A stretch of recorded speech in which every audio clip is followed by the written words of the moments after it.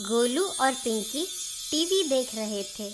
तभी मम्मी आती हैं और कहती हैं, गोलू पिंकी, आज होलिका दहन है और बाहर होलिका को जलाना है, इसलिए टीवी बंद करो और बाहर चलो। मम्मी मुझे नहीं जाना, मेरा फेवरेट कार्टून आ रहा है लुल्लू टीवी पर, मुझे वही देखना है। नहीं पिंकी, रोज देखती हो ना तुम लुल्लू टीवी। आज बाहर चलो होलिका दहन के लिए। क्या मम्मी? अच्छा ठीक है चलती हूँ, लेकिन पहले आप ये बताओ कि होलिका दहन क्यों करते हैं? क्यों सभी सोसाइटी के लोग इकट्ठा होकर आग जलाते हैं? तभी मम्मी कहती हैं, अच्छा ठीक है बच्चों, मैं तुम्हें होलिका दहन की कहानी बताती हूँ, लेकिन कहानी ख़त्म होने के बाद तुम दोनों फटाफट उठ जाना बाहर चलने के लिए। ठीक है मम्मी। बहुत समय पहले एक राजा हुआ करता था जिसका नाम हिरण्यकश्यप था। उसने ब्रह्मा जी की तपस्या करके उनसे वरदान पा लिया कि संसार में कोई भी देवी देवता, राक्षस या मनुष्य कोई भी उसे मार ना सके। ऐसा वरदान पाकर हिरण्यकश्यप खुद को भगवान मानने लगा और वो चाहता था कि हर कोई उसे भगवान विष्णु की तरह भगवान माने और उसकी पूजा करे। राजा के डर से सभी लोग ऐसा करने भी लग गए। तभी असुरों के राजा हिरण्यकश्यप की पत्नी गयाधु ने एक बेटे को जन्म दिया जिसका नाम प्रहलाद रखा। प्रहलाद भगवान विष्णु के बहुत बड़े भक्त थे और हमेशा भगवान विष्णु की पूजा करते रहते थे। एक दिन हिरण्यकश्यप अपने मंत्रियों के साथ सभा में बैठा हुआ था।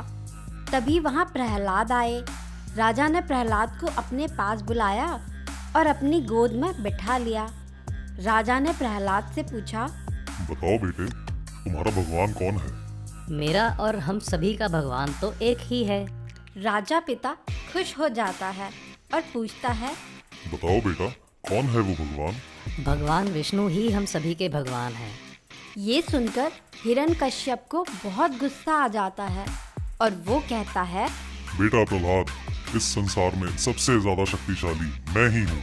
नहीं पिताजी, इस संसार में सबसे ज़्यादा शक्तिशाली भगवान विष्णु ही हैं। उनसे ज़्यादा शक्तिशाली और कोई नहीं है।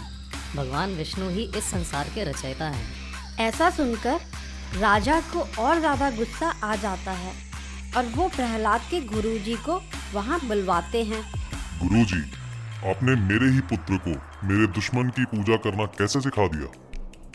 प्रभु, आप शांत हो जाइए, क्योंकि आपका पुत्र मेरी सिखाई बातें नहीं कह रहा है। मैंने प्रहलाद को किसी भी भगवान विष्णु के बारे में नहीं सिखाया है। वो तो मेरे मना करने के बावजूद भी विष्णु की पूजा करता रहता है। बेटा प्रहलाद, तुम्हें भगवान विष्णु के बारे में किसने सिखाया? पिताजी, भगवान विष्णु तो हम सभी के दिलों में रहते हैं। उनके अलावा और कौन सिखा सकता है? ये सुनकर राजा हिरण्यकश्यप अपने पुत्र प्रहलाद पर बहुत क्रोधित होता है और कहता है, प्रहलाद, अब तुम्हारे मुंह से विष्णु का नाम नहीं आना चाहिए। लेकिन प्रहलाद अपने पिता की एक नहीं सुनता है और फिर भी भगवान विष्णु की आराधना करता रहता है। एक दिन हिरण्यकश्यप प्रहलाद से परेशान होकर अपने सैनिकों को प्रहलाद को मारने के लिए कह देता है। हिरण्यकश्यप की आज्ञा पाकर उसके सैनिक प्रहलाद को कई तरीकों से मारने की कोशिश करते हैं, लेकिन वो प्रहलाद का बाल भी बांका नहीं कर पाते हैं। प्रहलाद को पागल हाथी के सामने फेंक दिया, लेकिन हाथी ने प्रहलाद को अपनी सूंड से अपने ऊपर बिठा लिया। फिर राजा ने प्रहलाद को जहरीले सांपों के सामने फेंक दिया, लेकिन सांपों ने प्रहलाद को कुछ नहीं किया और वहाँ से चले गए। फिर सैनिकों ने उसे अस्त्र शस्त्र से मारने का प्रयास किया, लेकिन प्रहलाद पर किसी भी शस्त्र का कोई भी असर नहीं हुआ। सैनिकों ने प्रहलाद के हाथ पैर बांधकर समुद्र में भी फेंक दिया, लेकिन प्रहलाद फिर भी बच गए। हिरण्यकश्यप परेशान होकर अपनी बहन होलिका को बुलाता है और कहता है, बहन होलिका, मैंने प्रहलाद को मारने की बहुत कोशिश की, लेकिन किसी भी तरीके से उसे मार पाना असंभव लग रहा है। भैया, इस छोटी सी बात के लिए आपको इतना परेशान होने की ज़रूरत नहीं है। वो कैसे बहन? भैया, मुझे शिव से वरदान मिला है कि मुझे आग नहीं जला सकती है, इसलिए मैं प्रहलाद को अपनी गोद में बिठा के चिता पर बैठ जाऊंगी और आप सैनिकों से आग लगवा देना। मैं तो जलूंगी नहीं क्योंकि मुझे आग नहीं जला सकती है और प्रहलाद अग्नि में जलकर भस्म हो जाएगा। ये सुनकर हिरण्यकश्यप खुश हो जाता है और फिर होलिका चिता पर बैठती है, प्रहलाद को अपनी गोदी में बिठाकर। प्रहलाद भगवान विष्णु का नाम ले रहा होता है। तभी सैनिक चिता में आग लगा देते हैं, लेकिन भगवान विष्णु की कृपा से भक्त प्रहलाद को कुछ नहीं होता है और होलिका जलकर राख हो जाती है।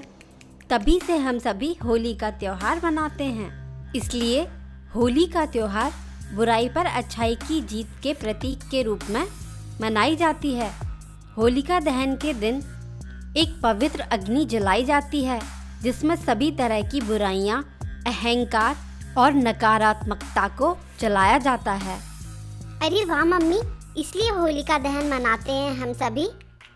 हाँ बच्चों, अब कहानी खत्म हो गई है तो चलो होलिका दहन में। दोनों बच्चे फटाफट उठकर मम्मी के साथ बाहर होलिका दहन के लिए चले जाते हैं। वहाँ जाकर गोलू और पिंकी अपने सभी दोस्तों को होलिका दहन की कहानी के बारे में बताते हैं। इस होलिका दहन पर आप सभी भी अपने अंदर की बुराइयां, अहंकार और नेगेटिविटी को जला दीजिए। अगर आपको ये वीडियो पसंद आया हो तो इसे लाइक करें और सब्सक्राइब करें हमारे चैनल लुलु टीवी को।